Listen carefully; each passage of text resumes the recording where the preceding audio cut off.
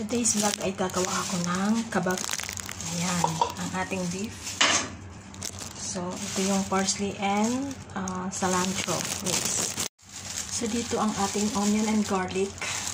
Ginisa ko muna siya without oil. So, saka natin ilalagay itong cilantro with parsley leaves. Ngayon, halo ko na siya. Haluin na natin. Hanggang may spread yung yung ingredients. Nahalo na natin yung parsley and coriander. Yan. If kabab kayo dyan, ito yung may carrots. So, ayan po. Nag-oil siya kasi dito nga.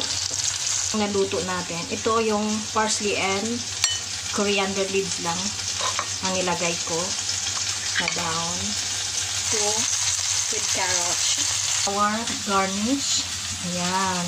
Nilagyan ko ng carrots para kakaiba. So, ito na po ang ating kabab. Ayan. O, diba?